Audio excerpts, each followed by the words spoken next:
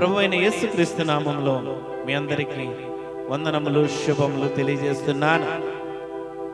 అదే విధంగా యూట్యూబ్లో చూస్తున్న మా ఆత్మీయ బిడ్డలు, దేవుని బిడ్డలు, మమ్మల్ని ఎంతగానో ప్రేమిస్తున్న ఆదరిస్తున్న బిడ్డలు, అనేక మంది రాఫా రివైవల్ మినిస్ట్రీస్ కోసం ప్రార్థన చేస్తున్న బిడ్డలు, స్పాన్సర్ చేస్తున్న బిడ్డలు, వారందరికీ వారి కుటుంబాలకి రాఫా రివైవల్ మినిస్ట్రీస్ పక్షముగా వందనములు శుభములు తెలియజేస్తున్నాను. దేవుడు మిమ్మలను మీ కుటుంబములను దీవించునుగాక, ఆశీర్వదించునుగాక. కొద్ది నిమిషాలు మనము బైబిల్ గ్రంథంలో దేవుని వాక్యాన్ని చూద్దాం. ఈనాటి అంశము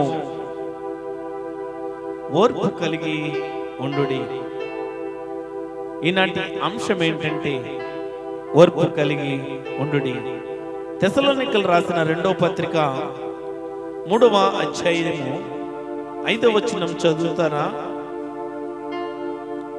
తెస్సలోనికలు రాసిన 2వ పత్రిక 3వ అధ్యాయము 5వ వచనము.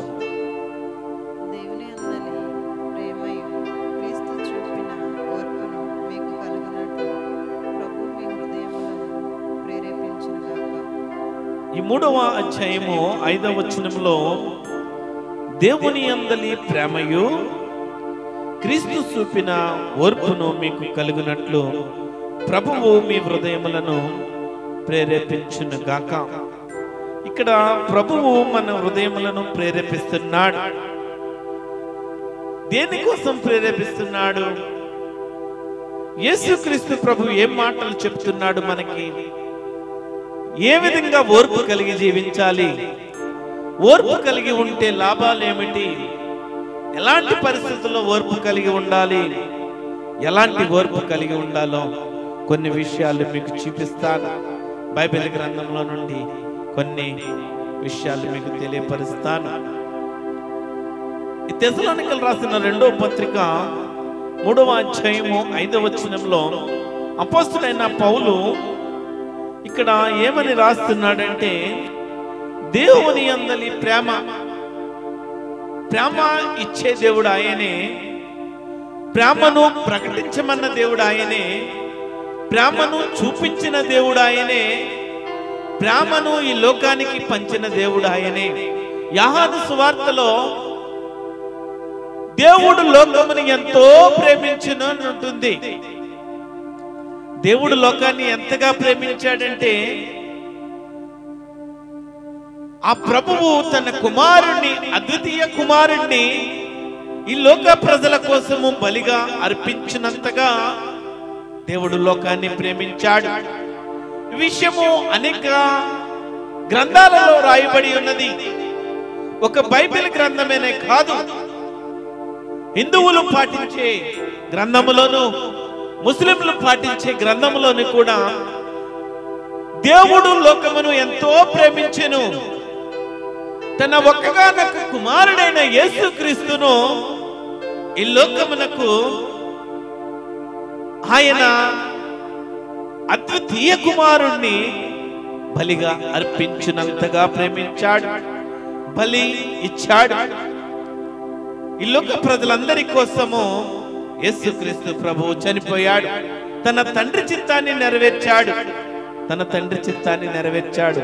దేవుడు లోకమును ఎంతో ప్రేమించాడు. ఇక్కడ దేవుని యందలి ప్రేమయు క్రీస్తు చూపిన ఓర్పును మీకు కలుగునట్లు ప్రభువు మీ హృదయములను ప్రేరేపించునుగాక. ఇక్కడ ఓర్పు కలిగి ఉండాలి. ఈనాటి అంశంలోని మొదటి ప్రాధాన్యమైన భాగములకు మనం వెళ్దాం. ఓర్పు కలిగి జీవించాలి. ఈ లోక సమాజమును మనం చూస్తే, ఈ లోక ప్రజలను మనం చూస్తే, నేటి సమాజంలో వ్యక్తులు ఏ విధంగా ఉన్నారంటే, నేను ఒక వ్యక్తులను మాట్లాడతలేదు, అదేవిధంగా భక్తుల కోసం కూడా నేను మాట్లాడుతున్నాను. ఈ లోక ప్రజలు వ్యక్తులు ఏ విధంగా ఉన్నారంటే, ఎవరినైనా ఒక మాట అంటే పడని స్థితిలో ఉన్నారు. ఎవరినైనా చిన్న మాట తప్పుగా అన్నా వారు ఎక్కడ లేని ఆవేశము తెచ్చుకుని లేనిపోని గొడవలు పెట్టుకునే వ్యక్తులుగా ఉన్నారు ఈ లోక ప్రజలు, నేటి సమాజం. అంత మాత్రమే కాదు, ప్రభువుని నమ్ముకున్న ప్రజలు, దేవుని విశ్వాసులు, దేవుని బిడ్డలుగా ఉన్న ప్రజలు కూడా అదే రీతిలో లోక ప్రజల మాదిరిగానే వారు కూడా జీవించడం చాలా బాధాకరం. ఒక వ్యక్తిని మనము ఒక మాట అన్నామంటే వారు దేవుని ప్రేమ, క్రీస్తు చూపిన ఓర్పు కలిగి జీవించట్లేదు. మీరు ఆ ఓర్పు కలిగి ఉండాలి, ఆ దేవుని ప్రేమ కలిగి ఉండాలని భక్తులు బైబిల్ గ్రంథంలో రాశారు. ఎవరి కోసం ఈ గ్రంథము?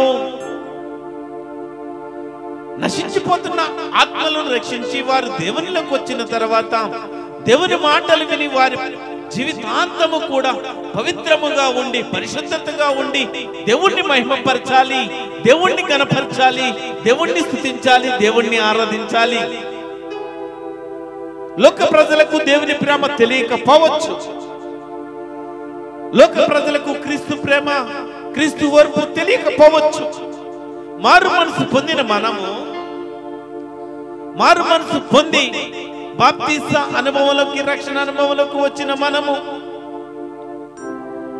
దేవుని ప్రేమ తెలుసుకున్న మనము, యేసుక్రీస్తు చూపిన ఓర్పు తెలుసుకున్న మనము మన జీవితంలో ఆ ఓర్పు కలిగి జీవించలేకపోతున్నాం. ఈ దినమున ప్రభువు చెబుతున్నాడు, ఓర్పు కలిగి ఉండండి, ఓర్పు కలిగి ఉండండి. నేను చూపించిన ప్రేమ, లేకపోతే నేను ఏదైతే ఓర్పు కలిగి ఉన్నానో మీరు ఆ విధంగా ఉండండి అని చెప్తూ ప్రభువు మీ హృదయములను ప్రేరేపించును గాక. ఒకవేళ అది మన జీవితంలో లేకపోతే, అది ఇంకనూ మన జీవితంలోకి రాకపోతే, ఆ యేసుక్రీస్తు ప్రేమ, ఆ క్రీస్తు ఓర్పు మన జీవితంలోకి రాకపోతే ప్రభువు మనల్ని ప్రేరేపిస్తున్నాడు. ఈ దినమునైనా ఓర్పులోకి రావాలి, యేసుక్రీస్తు చూపిన ప్రేమలోకి రావాలి, ప్రభు చూపిన దేవుని ప్రేమలో మనం ఉండాలి, క్రీస్తు చూపిన ఓర్పులోకి మనం రావాలని దేవుని మాటలు చెబుతున్నాయి. దేవుని మాటలు చెబుతున్నాయి. దేవుని బిడ్డలమైన మనము ఓర్పు సంపాదించుకుంటకు ప్రయాసపడాల. మొట్టమొదటి అంశములోని మొట్టమొదటి మన మాటను చూస్తే, మొట్టమొదటి మాటను ఓర్పు సంపాదించుకుంటకు ప్రయాసపడమంటున్నాడు. ఓర్పును సంపాదించుకునే వ్యక్తులుగా మనం ఉండాలి. ఓర్పును సంపాదించుకుంటే అది ఎక్కడైనా మార్కెట్లో దొరుకుతుందండి అని మీకు ఆలోచన రావచ్చేమో. బైబిల్ గ్రంథంలో ఏ విధంగా ఓర్పు కలిగి జీవించాలి, దేవుడు ఏ విధంగా మనకు ఆ మాటలు చెప్తున్నాడో క్రింది వచనాల్లో మీకు తెలియజేస్తాను. ఎబ్రియలు రాసిన పత్రిక 6వ అధ్యాయము 11వ వచనము. ఎబ్రియలు రాసిన పత్రిక 6వ అధ్యాయము 11వ వచనము. మీరు మందులు కాక విశ్వాసము చేతను ఓర్పు చేతను వాగ్దానములను స్వతంత్రించుకొని వారిని పోలి నడుచుకున్నట్లుగా మీలో ప్రతివాడును మీ నిరీక్షణ పరిపూర్ణమగు నిమిత్తము మీరు ఇదివరకు కనుపర్చిన ఆసక్తిని తుదమట్టుకు కనుపరచవలనని అపేక్షించుచున్నాము. ఇక్కడ మనం ఎబ్రియలు రాసిన పత్రిక 6వ అధ్యాయం 11వ వచనము చూస్తే, మీరు మందులు కాక విశ్వాసము చేతను ఓర్పు చేతను వాగ్దానములను స్వతంత్రించుకొని వారిని పోలి నడుచుకున్నట్లుగా మీలో ప్రతి వాడును మీ నిరీక్షణ పరిపూర్ణమగు నిమిత్తము మీరు ఇది వరకు కనపరిచిన ఆసక్తిని తుదమట్టుకు కనపరచవలనని అపేక్షించుచున్నాడు. ఓర్పు చేత వాగ్దానములను స్వతంత్రించుకుని వారిని మనం పోలి నడుచుకోవాలా. మనం ఓర్పు కలిగి జీవించినప్పుడు దేవుడు ఇచ్చిన వాగ్దానములను మనం పొందుకుంటాం. బైబిల్ గ్రంథంలో ప్రభు చూపించాడు, ఓర్పు కలిగి నడుచుకోమంటున్నాడు. భక్తులు అనేక మంది చూపించారు, ఓర్పు కలిగి జీవించారు. అదే మాదిరి మన జీవితంలో ఉంచారు. ఆ ఓర్పును కలిగి మనము నడుచుకోవాలి. ఓర్పును కలిగి నడుచుకున్నప్పుడు మాత్రమే దేవుడు మన జీవితంలో ఇచ్చే వాగ్దానాలను పొందుకోగలము. దేవుడు మనకు చేసే ఆశ్చర్య కార్యాలను కానీ, లేకపోతే ఏదైనా మన జీవితంలో దేవుడు ఇవ్వాలనుకున్నప్పుడు అది పొందుకోలేని స్థితిలో మనం ఉంటే, ఓర్పు కలిగి జీవించలేకపోతే మనము అవి పొందుకోలేము. ఉదాహరణకు ఒక విషయం చెప్తాను. ఒక గవర్నమెంట్ ఉద్యోగం సంపాదించాలనుకునే వ్యక్తి అనేక సార్లు ఎగ్జామ్లు రాస్తా ఉంటాడు, అనేక సంవత్సరములు ప్రయత్నిస్తా ఉంటాడు. ఎంత ఓర్పు కలిగి జీవిస్తాడంటే 2010లో రాలేదనుకో 2011లో రాస్తాడు, 2011లో రాకపోతే 2012లో రాస్తాడు. ఎలాగైనా నేను ఆ ఉద్యోగాన్ని కొట్టాలని ఆశపడతాడు, ఎలాగైనా గవర్నమెంట్ ఉద్యోగం సంపాదించాలని అనుకుంటాడు. ఆయన ఓర్పు కలిగి ఎప్పుడైతే శ్రద్ధ కలిగి చదువుతూ ఒక దినాన ఆ ఉద్యోగం సాధించడానికి ఎంతో ప్రయాసపడతాడు, ఓర్పు కలిగి ప్రయాసపడతా ఉంటాడు. ఇది ఈ లోక సమాజము. కానీ ప్రభువు కోసము, ప్రభు చూపిన మార్గంలో మనముండి, మన ఎదుట అనేక రకమైన, మన ముందు అనేక విషయములు జరుగుతూ ఉంటవి. కానీ మన జీవితంలో ఓర్పును చూపించలేము, ఇతరులకు దేవుని ప్రేమను చూపించలేము, తట్టుకోలేము. మనము ఆ సమయంలో మనము తట్టుకోలేని పరిస్థితుల్లోకి వెళ్ళిపోయి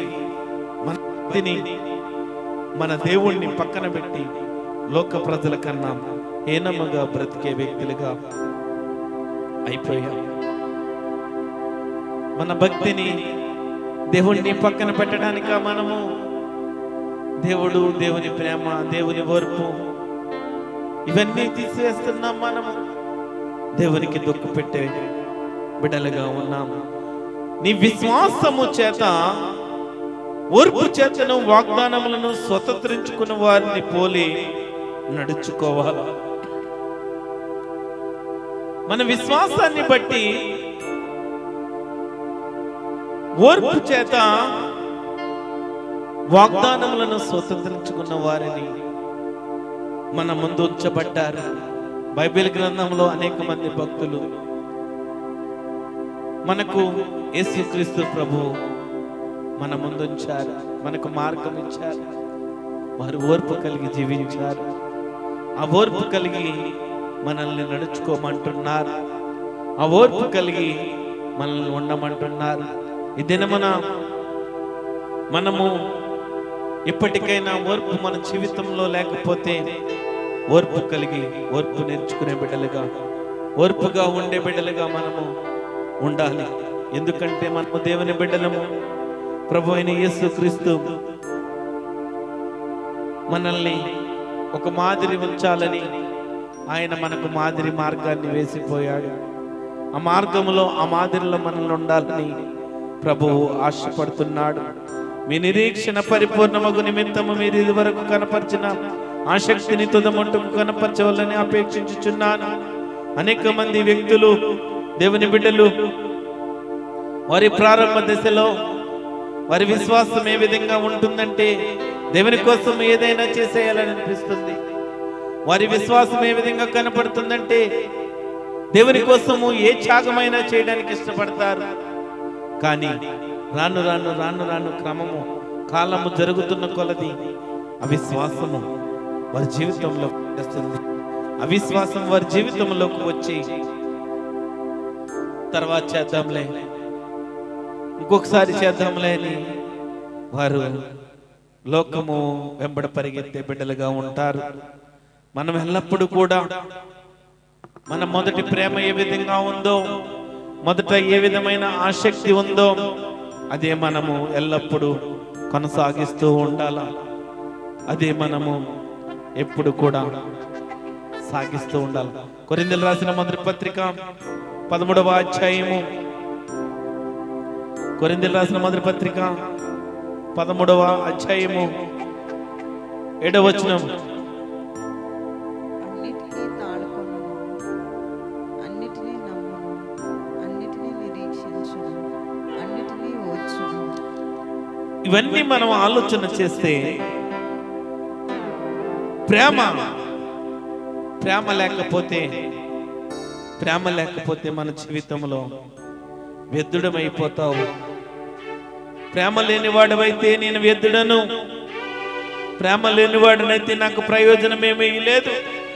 ప్రేమ దీర్ఘకాలము సహించును, దయ చూపించును.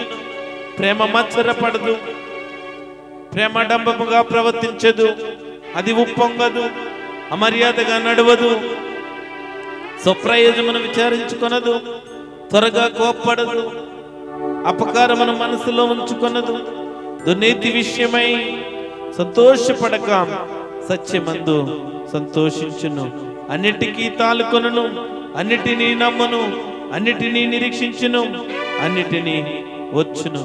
ప్రేమ శాశ్వత కాలముండును. ఈ ప్రేమ ఎవరిది? ప్రభు చూపిన ప్రేమ, దేవుడు చూపిన ప్రేమ ఇది. ఆ దేవుడు చూపిన ప్రేమ ద్వారా దేవుడు యేసుక్రీస్తు ప్రభువు, తన కుమారుడైన యేసుక్రీస్తు అయిన ప్రభువు ఓర్పు కలిగి జీవించమని చెప్పాడు. మనకు ప్రేమ ఉంటే, దేవుడు ప్రేమ మనలో ఉంటే, దేవుడు చూపించిన ప్రేమ, లోకమునకు ప్రకటించిన ప్రేమ మన జీవితంలో ఉంటే ఓర్పు కలిగి మనము జీవిస్తాము, ఓర్పు కలిగిస్తాము. తిమోతికి రాసిన రెండవ పత్రిక 2వ అధ్యాయము 10వ వచనము.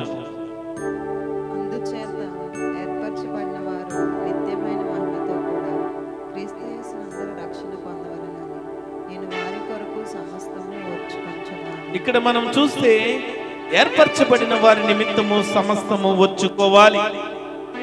ఏర్పరచబడిన వారు, తిమోతి 2వ పత్రిక 2వ అధ్యాయం 10వ వచనంలో మనం చూస్తే, ఏర్పరచబడిన వారు నిత్యమైన మహిమతో కూడా క్రీస్తు యేసునందలి రక్షణ పొందవలెనని నేను వారి కొరకు సమస్తమును ఓర్చుకున్నాడు. యేసుక్రీస్తు ప్రభు నందలి అందరూ రక్షణ పొందాలి. అందరూ పాప బంధకాల నుండి విడిచిపెట్టి లోక పాపములను మోసిన దేవుడు, లోక పాపములను మోసి త్యాగము చేసి సిలువలో చనిపోయి మరణించిన దేవుడు, 3వ దినమున లేచిన దేవుడు ఆ యేసుక్రీస్తు ప్రభు మన కోసం ఎంతో ఓర్చుకున్నాడు. ఆయన ఓర్చుకుని మన కోసం మరణించాడు, మరలా లేచాడు. ఆయన ఓర్పును చూసి మనము ఆయన ఓర్పు కలిగి మనం జీవించాలి. అన్ని శ్రమలు పెట్టినా, అన్ని ఇబ్బందులు పెట్టినా, అన్ని చేసినప్పటికీ కూడా ఎక్కడా కూడా దేవుడు కోపపడలేదు, ఎవరిని కూడా ఒక మాట అనలేదు. ఎందుకంటే ఆయన నామమందు, ఆ యేసుక్రీస్తు నామమందు రక్షణ పొందాలి. ఈ లోక ప్రజలందరూ కూడా, ఈ పాప బంధకాల్లో ఉన్న ప్రజలందరూ కూడా ఆయన నామమందు రక్షణ పొందాలని, యేసుక్రీస్తు నందలి రక్షణ పొందాలని మనందరి కొరకు సమస్తాన్ని ఓర్చుకున్న దేవుడు ఆయన. ఈ విషయము అనేక మందికి తెలుసు. గుడ్ ఫ్రైడే దినమున ఎంతో మందికి ఈ దేశం అంతా కూడా, ఈ రాష్ట్రములు, ఈ ప్రపంచం అంతా కూడా హాలిడే ప్రకటించబడుతుంది. ఎందుకంటే యేసుక్రీస్తు ప్రభు చనిపోయిన దినము. ఎవరి కోసం చనిపోయాడు? ఎవరి కోసమైతే ప్రేమ చూపించాడో, ఏ ప్రజల కోసమైతే ఓర్పు కలిగి జీవించాడో, ఏ ప్రజలనైతే విడుదలించాడో, ఏ ప్రజల కోసము స్వస్థతలు చేశాడో, ఏ ప్రజలను కాపాడాడో.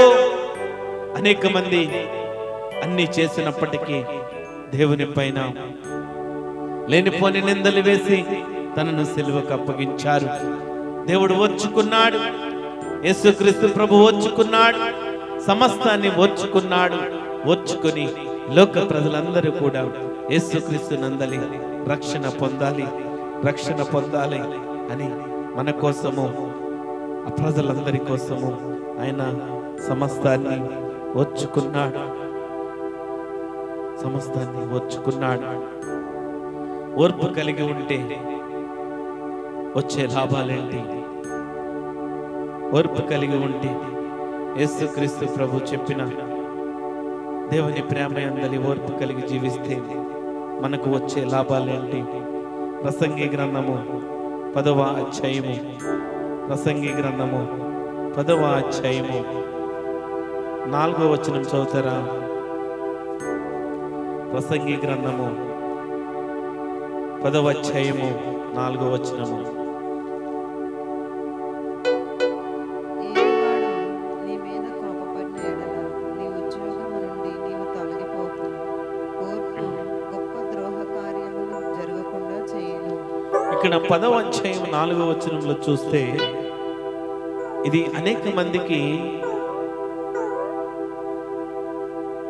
క్లుప్తముగా లేకపోతే స్పష్టముగా అర్థమయ్యే విషయము. ఏలువాడు ప్రసంగి గ్రంథం 10వ అధ్యాయము 4వ వచనంలో చూస్తే, ఏలువాడు నీ మీద కోపపడిన ఎడల నీ ఉద్యోగము నుండి తొలగిపోకుము. ఈ వాక్యాన్ని మనం సరిగా అర్థం చేసుకుంటే అనేక మంది ఆయా సంస్థల్లోని లేకపోతే ఆయా ఇండస్ట్రీల్లోని అనేక చోట్ల పనిచేస్తూ ఉంటారు.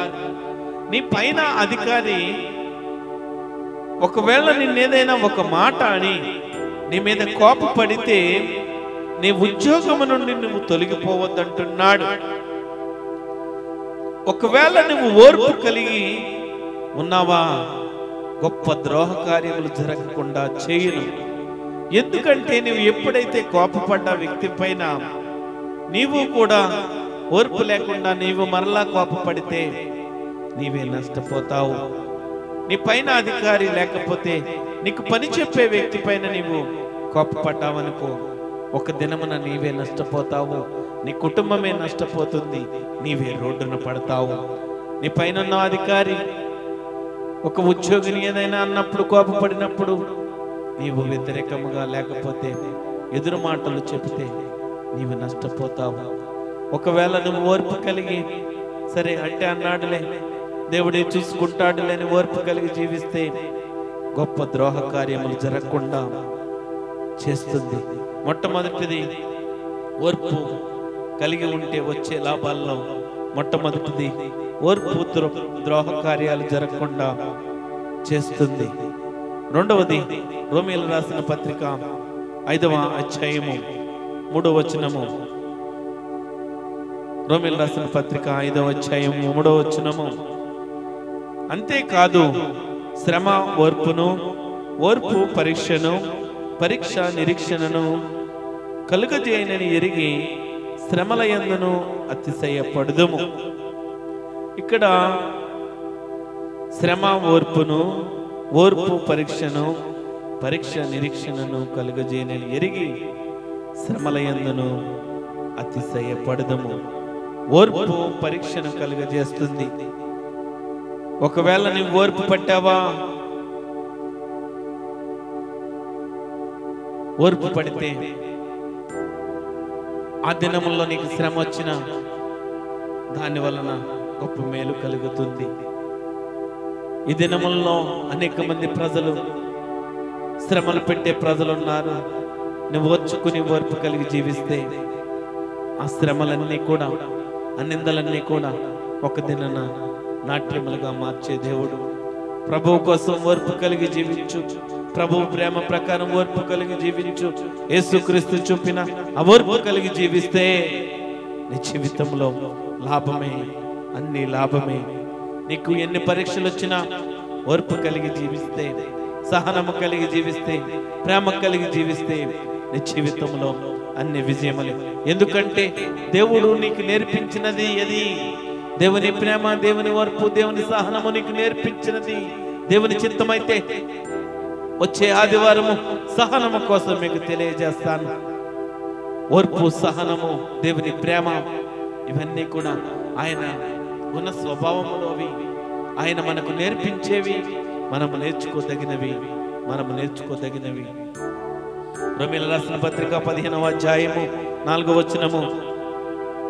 రోమీయులకు రాసిన పత్రిక 15వ అధ్యాయము 4వ వచనము.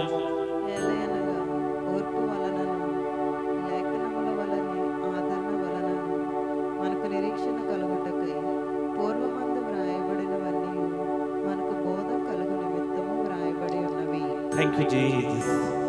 మనకు నిరీక్షణ కలుగుటకై పూర్వమందు రాయబడినవన్నీ మనకు బోధ కలుగు నిమిత్తము రాయబడి ఉన్నవి.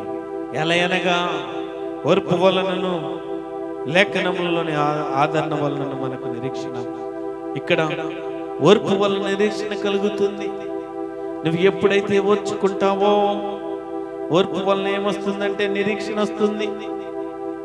నిరీక్షణ, మన నిరీక్షణ ఎవరంటే, నిరీక్షణకు ఆధారభూతుడు ఎవరంటే ఆ ప్రభు అయిన యేసుక్రీస్తే.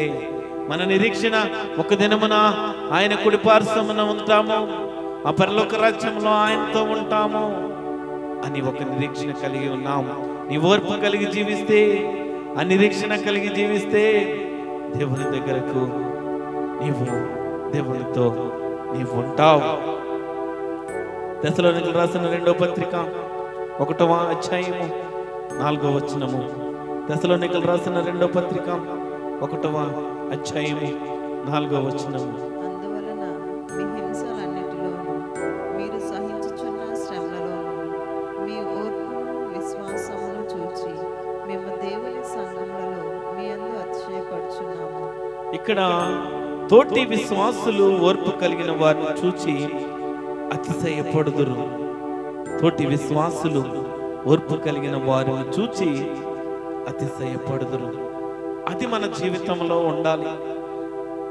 మనము చూపే ప్రేమ, మనము ఓర్పు కలిగిన ఆ ప్రేమను ప్రకటిస్తూ దేవుని మార్గంలో ఉంటే తోటి విశ్వాసులు, అరే ఈ బిడ్డ చూడు, మనం ఎన్ని మాటలన్నా కూడా ఓర్పు కలిగి జీవిస్తుంది.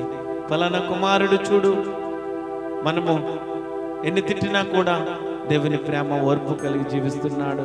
ఫలానా సహోదరి చూడండి, చర్చిలో ఒకలాగా బయట ఒకలాగా ఉండదండి, ఆమెకు దేవుని ప్రేమ తెలుసు, దేవుడిచ్చిన ఓర్పు తెలుసండి అని తోటి విశ్వాసులు ఓర్పు కలిగిన వారిని చూసి అతిశయపడుచున్నారు. ఓర్పు కలిగి ఉంటే వచ్చే లాభాలు ఇంకేమిటి? ఎబ్రిల్ రాసిన పత్రిక 6వ అధ్యాయము 15వ వచనము.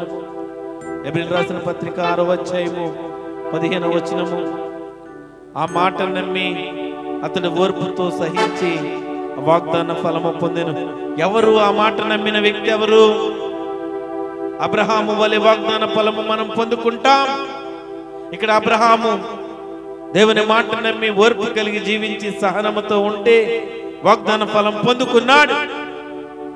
అబ్రహాము పై వచనంలో మనం చూడవచ్చు, 13వ వచనంలో దేవుడు అబ్రహామునకు వాగ్దానము చేసినప్పుడు తనకంటే ఏ గొప్పవాని తోడని ప్రమాణము చేయలేకపోయిన గనక తన తోడు అని ప్రమాణం చేసి నిశ్చయముగా నేను నిన్ను ఆశీర్వదింతును, నిశ్చయముగా నిన్ను విస్తరింపజేతును. అబ్రహాము ఓర్పు కలిగి జీవించాడు. అబ్రహాము ఓర్చుకున్నాడు.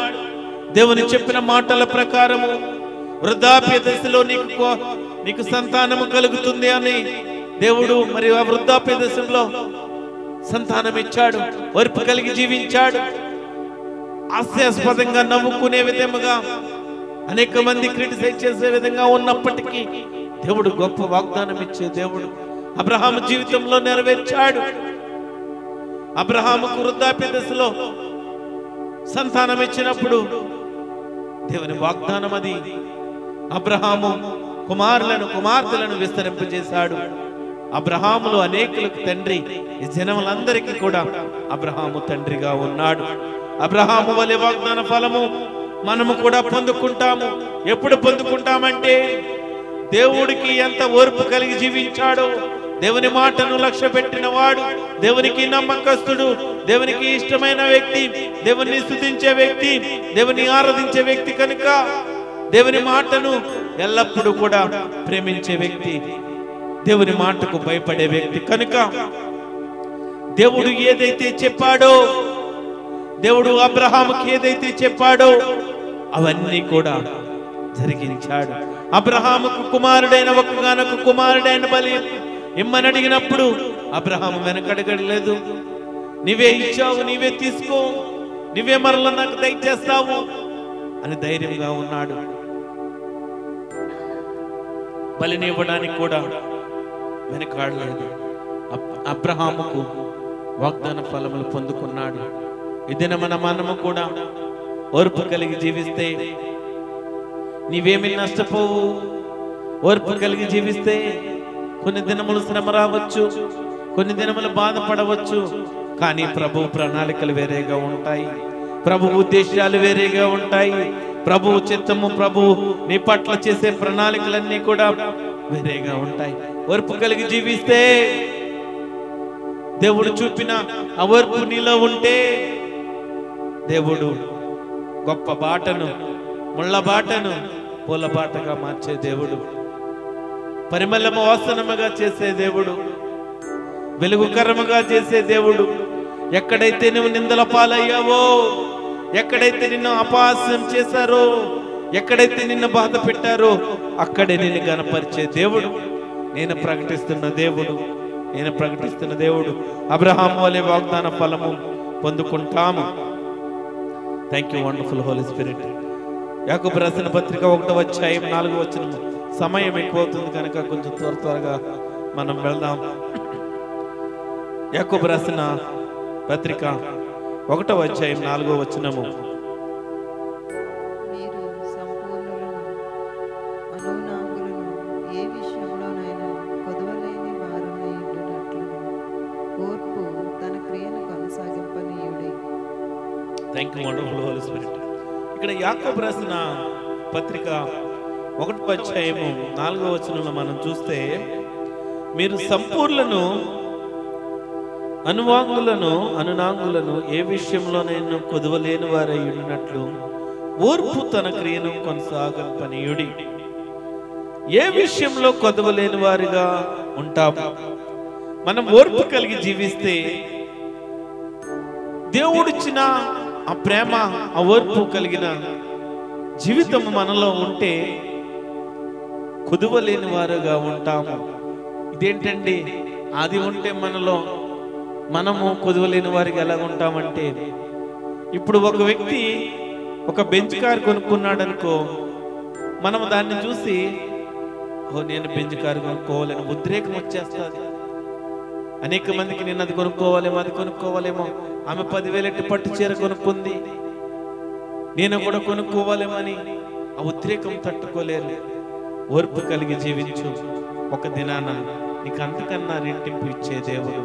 ఓర్పు కలిగి జీవించు. ఆమె 10,000 కట్టుకుందేమో, నేను 100 రూపాయలు కట్టుకున్నా నా దేవుడు సంతోషపడుతున్నాడు. ఆమె 1,00,000 రూపాయలు కట్టుకున్నా మనుషులు సంతోషపడుతున్నారేమో, కానీ నేను 50 రూపాయలు వేసుకున్నా దాన్ని బట్టి పడుతున్నాడు. ప్రభువు ఆనందిస్తున్నాడు. అది నీ సంతోషము, అది నీ ఓర్పు, అది దేవుని పైన నీ విశ్వాసము. దేవుడు పేదలను పైకి లేపే దేవుడు, మంటి మీద ఉన్న వారిని పైకి లేపే దేవుడు, దీనులను, దరిద్రులను పైకి లేవనెత్తే దేవుడు. అటువంటి దేవుడిని మనం కలిగి ఉన్నాము. ఏ విషయంలో కూడా ఓర్పు కలిగిన వ్యక్తులు వారి జీవితంలో కొదవలేని వ్యక్తులుగా ఉంటారు. ఓర్పు సహనము కలిగిన వ్యక్తులు వారి జీవితము తృప్తికరముగా, సంతృప్తి కలిగి జీవిస్తారు. అది దేవుని ప్రేమ. సంతృప్తి కలిగి జీవించాలంటే, మన జీవితంలో తృప్తి కలిగి ఉండాలంటే మనలో ఓర్పు ఉండాలా, మనలో సహనం ఉండాలా, సహనం ఉండాలా. రోమీయుల రాసిన పత్రిక 15వ అధ్యాయము 6వ వచనము. రోమీయుల రాసిన పత్రిక 15వ అధ్యాయము 6వ వచనము. మన ప్రభువైన యేసుక్రీస్తు తండ్రి అయిన దేవుని మహిమపరచు నిమిత్తము క్రీస్తు యేసు చిత్త ప్రకారము ఒకనితోనొకడు మనస్సు కలిసిన వారై ఉండినట్లు ఓర్పునకును ఆదరణకును కర్తయ్యగు దేవుడు మీకు అనుగ్రహించుగాక. ఇక్కడ మన ప్రభువైన యేసుక్రీస్తు తండ్రి దేవుని మహిమపరచు నిమిత్తము మనం ఎవరు మహిమపరుస్తున్నామంటే, మన ప్రభువైన యేసుక్రీస్తు తండ్రి దేవుని మహిమపరుస్తున్నాము. ఆయన మహిమపరచు నిమిత్తము క్రీస్తు యేసు చిత్త ప్రకారము ఒకనితోనొకడు మనస్సు కలిగిన వారై ఉండునట్లు ఓర్పునకు ఆదరణకు కర్తయ్యగు దేవుడు మీకు అనుగ్రహించుచున్నాడు. ఒకనితో ఒకడు మనస్సు కలిగిన వారై ఉంటారు, ఒకడితో ఒకడు మనస్సు కలిగిన వారై ఉంటారు. చివరిగా హెబ్రీయులకు రాసిన పత్రిక 10వ అధ్యాయం 36వ వచనంలో వాగ్దానమును పొందుకుంటాం. అబ్రహాం ఏ విధంగా అయితే వాగ్దానం పొందుకున్నాడో, అనేక మంది భక్తులు, అనేక మంది ప్రవక్తలు, అనేక మంది దేవునికి ఇష్టమైన వ్యక్తులు ఏ విధంగా అయితే వాగ్దానాలు పొందుకుంటున్నారో, అదే విధంగా దేవుడిచ్చే వాగ్దానాలు మనము పొందుకుంటాము. ఓర్పు కలిగి ఉంటే వచ్చే లాభాలంటే మనం చూసాము. ఎలాంటి పరిస్థితుల్లో ఓర్పు కలిగి ఉండాలి? 3 అంశాలు చూద్దాం. ఎలాంటి పరిస్థితుల్లో ఓర్పు కలిగి ఉండాలి? రోమీయుల రాసిన పత్రిక 12వ అధ్యాయము 12వ వచనము, 12వ అధ్యాయము 12వ వచనము త్వరగా చదువుకుందాం. 12వ అధ్యాయం 12వ వచనము, నిరీక్షణ గలవారై సంతోషించుచు, శ్రమయందు ఓర్పు గలవారై ప్రార్థనయందు పట్టుదల కలిగి ఉండుడి. ఇక్కడ మనం ఎలాగో ఉండాలంటే, శ్రమలు వచ్చినప్పుడు ఓర్పు కలిగి ఉండాలి. మన జీవితంలో ఎన్నో శ్రమలు వస్తూ ఉంటాయి, ఎన్నో ఇబ్బందులు వస్తూ ఉంటాయి. సాతాను ఎన్నో మన జీవితంలోకి ప్రవేశించాలని రకరకాల మనుషులతో ప్రేరేపిస్తూ ఉంటాడు. సాతాను శక్తులన్నీ అనేక మంది వ్యక్తుల ద్వారా మన పైన ప్రయోగాలు చేస్తూ ఉంటాడు. ఎన్ని శ్రమలు వచ్చినప్పటికీ కూడా, ఎన్ని ఇబ్బందులు వచ్చినప్పటికీ కూడా ఓర్పు కలిగి ఉండాలి. శ్రమలు వచ్చినప్పుడు ఓర్పు కలిగి జీవించాలి. ఆ శ్రమలను తట్టుకునే వ్యక్తిగా మనం ఉంటాం. ఎందుకంటే మన శక్తిని బట్టి మనం ఉండొద్దు. దేవుడి శక్తిని ఆశ్రయిస్తే, దేవుని శక్తి, దేవుని మహిమ, దేవుని అభిషేకము, పరిశుద్ధాత్మ దేవుడు ఎప్పుడైతే ఆయనను స్తుతిస్తావో, ఆయన ఆరాధిస్తావో, ఆయన నీలో ఉంటే ఎటువంటి సాతాను శక్తులైనా, ఎటువంటి అపవాది శక్తులైనా నీవు ఎదుర్కోగలవు. ఎందుకంటే యుద్ధము చేసే దేవుడు ఆయనే. నీ ముందు, నీ వెనక ఎంతమంది పడిపోయినా నీకు ఆటంకము, అపాయము కలగకుండా కాపాడే దేవుడు ఆయనే. కనుక ఆయన మాత్రమే మనం ఆరాధించాలా. ఆయన ఎప్పుడు మన హృదయంలో స్థిరముగా ఉండాలా. ఆయనకు మాత్రమే మన చోటు, ఆయనకు మాత్రమే మన మొదటి ప్రాధాన్యత. మన జీవితంలో ఆయనకు మాత్రమే మొదటి స్థానం ఇచ్చే వ్యక్తిగా ఉండాలి. శ్రమలు వచ్చినప్పుడు ఓర్పు కలిగి జీవించాలి. ఎన్ని ఇబ్బందులు వచ్చినా, ఎంతమంది నిన్ను ద్వేషించినా, ఎంతమంది నిన్ను విసర్జించినా, అందరూ వదిలివేసినప్పటికీ కూడా, అందరూ విడిచిపెట్టినప్పటికీ కూడా, అందరూ కూడా నీతో మాట్లాడకపోయినప్పటికీ కూడా ప్రభువైన యేసుక్రీస్తున్నాడు. ఈ లోకమంతా నిన్ను ద్వేషించినా, ఈ లోక ప్రజలందరూ నిన్ను వ్యతిరేకించినా, ఎన్ని శ్రమలు వచ్చినా కూడా ప్రభు ఉన్నాడని బ్రతుకు. ప్రభు నీ జీవితంలో గొప్ప కార్యం చేస్తాడు. ప్రభు మాత్రమే నీ జీవితంలో గొప్ప కార్యం చేస్తాడని ప్రభు అయిన యేసుక్రీస్తు ద్వారా అనేక మందికి ప్రచురించాడు, అనేక మందికి చూపించాడు, అనేక మంది మేలులు పొందుకున్నారు. ప్రభు అయిన యేసుక్రీస్తు ఈ రాత్రికాల సమయంలో మీ జీవితంలో ఎన్ని శ్రమలు వచ్చినా కూడా దేవుడు మీ జీవితంలో ఓర్పు కలిగి ఉంటే గొప్ప మేలులు చేస్తాడు. రెండవదిగా కొరింథీయులకు రాసిన 2వ పత్రిక 6వ అధ్యాయము, కొరింథీయులకు రాసిన 2వ పత్రిక 6వ అధ్యాయము 5వ వచనము. Thank you wonderful holy spirit. Thank you Jesus. దెబ్బల యందును, సరసాల్లోను, అల్లరుల్లోను, ప్రయాసములోను, జాగారముల్లోను, ఉపవాసములోను మిగుల ఓర్పు గలవారమై. ఇక్కడ ఉపవాసములోను మిగుల ఓర్పు కలిగి ఉండాలి. మూడవదిగా కొరింథీయులకు రాసిన మొదటి పత్రిక 4వ అధ్యాయము 12వ వచనము. మూడవదిగా కొరింథీయులకు రాసిన మొదటి పత్రిక 4వ అధ్యాయము 12వ వచనము. నిందింపబడి దీవించుచున్నాము, హింసింపబడి ఓర్చుకొంచున్నాము. మనకు ఎన్ని నిందలు వచ్చినప్పటికీ, ఎన్ని హింసలు వచ్చినప్పటికీ ఓర్పు కలిగి మనం ఉండాలి. ఎలాంటి పరిస్థితుల్లో ఓర్పు కలిగి ఉండాలంటే 3 విషయాలు మీకు చెప్పాను. శ్రమలు వచ్చినప్పుడు ఓర్పు కలిగి ఉండాలి, ఉపవాసంలోనే మిగిలిన ఓర్పు కలిగి ఉండాలి, హింసింపబడినప్పుడు, నిందించినప్పుడు ఓర్పు కలిగి ఉండాలి. చివరిగా 3 అంశాలు చూసుకుని మనము ముగించుకుందాం. ఎలాంటి ఓర్పు కలిగి ఉండాలి, ఎలాంటి ఓర్పు కలిగి ఉండాలి?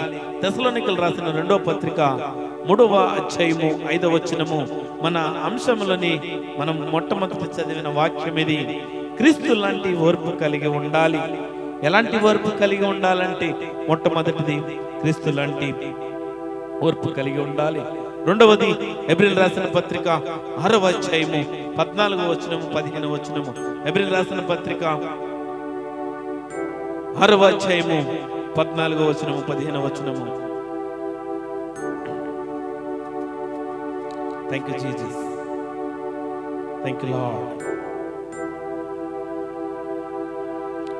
ఎబ్రిల్ రాసిన పత్రిక 6వ అధ్యాయము 14-15 వచనము. తన తోడు అని ప్రమాణము చేసి నిశ్చయంగా నేను నిన్ను ఆశీర్వదింతును, నిశ్చయంగా నిన్ను విస్తరింపజేతునని చెప్పాను.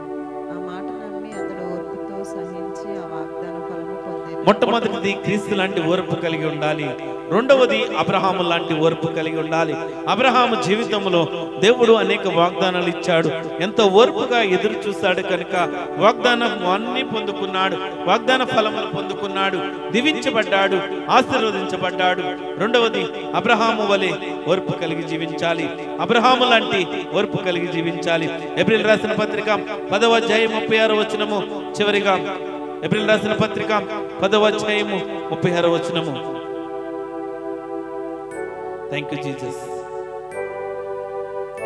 మీరు దేవుని చిత్తం నెరవేర్చిన వారై వాగ్దానం పొందు నిమిత్తము మీకు ఓర్మి అవసరమై ఉన్నది. పూర్ణమైన ఓర్పు కలిగి జీవించాలి. మనం పూర్ణమైన ఓర్పు కలిగి మనం జీవించాలి. యేసుక్రీస్తు ప్రభువు మనకు ఓర్పు కలిగినట్లు ప్రభువు మన హృదయాన్ని ప్రేరేపిస్తున్నాడు. ఈ దినమున యేసుక్రీస్తు ప్రభువు మన ముందుంచిన ఈ ఓర్పు కలిగిన జీవితము మన జీవితంలో ఉండాలి.